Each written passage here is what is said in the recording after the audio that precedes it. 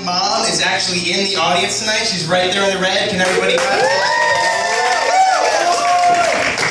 She's going to talk to each and every one of you after the show about your language. Now, my dad's in the audience too, but he doesn't care what you say.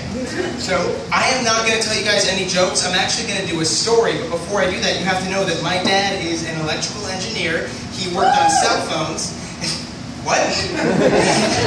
He worked on cell phones, so growing up we always had a big box full of old, non-working cell phones in my garage. That's important.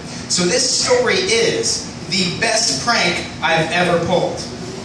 I went to high school in Maryland, and the only thing I can say about that... Maryland? Really? Maryland. Somebody? Whoa! Yeah. If you'd known what I was going to say next, you wouldn't have done that, because the only thing I can say about going to high school in Maryland is everybody there is super ugly.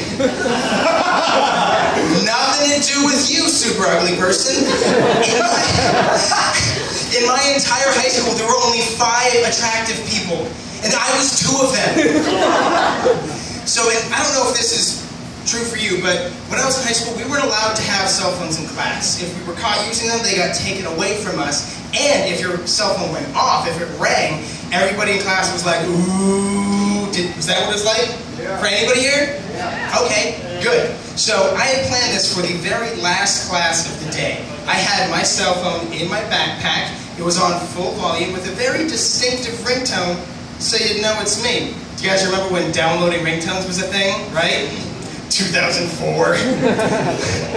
So I had a friend in that class. He was in cahoots with me. So he called my cell phone during class. It interrupted the teacher. Everybody stopped. They turned to look at me, and they were all like, ooh, right?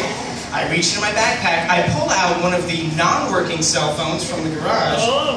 I pretend like I'm turning it off, and I also pretend like I'm embarrassed too. I'm like, oh no, you got me, when really I'm like, you fools! I am not even a good actor!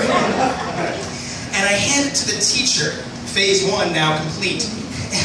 And it was a good prank, but it became a great prank because of her reaction. She was so pissed. She took it and she did a speech for like a half an hour, and the whole time I was like, yes, more, get angry, perfect.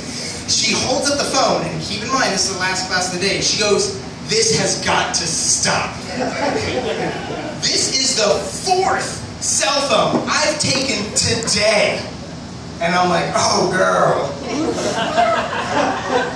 you don't even know. She walks across the room, puts the cell phone in her desk, shuts the drawer, and that very distinct ringtone goes off again. Now everybody's going, ooh, but they're confused. They're like, ah. And the teacher looks at me, and she does not know how to feel. Because she's angry, but she wants information.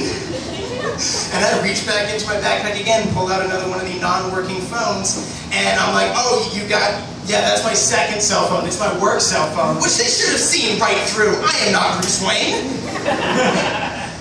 And I hand it to the teacher. She holds it up, like she's got to hold up every phone she takes for some reason. And she goes, well, this is something I've never seen before.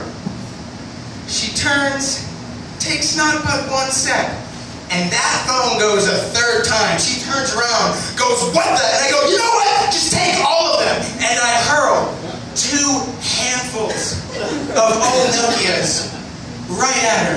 They fly through the air and sparkle like the rebellious student fireworks that they were. One kid got pelted in the face and lost his vision, still claims it was totally worth it. And I walked out of there that day still having my own phone. They never really got what was going on. But the reason why I'm up here telling you all of this is because I know that someday will come, maybe years from now, I have a wife and she's pregnant and she gives birth and a nurse hands me a baby like my son, and I look upon him for the first time and I think, 2nd best moment of my life. It's hard to beat that stuff.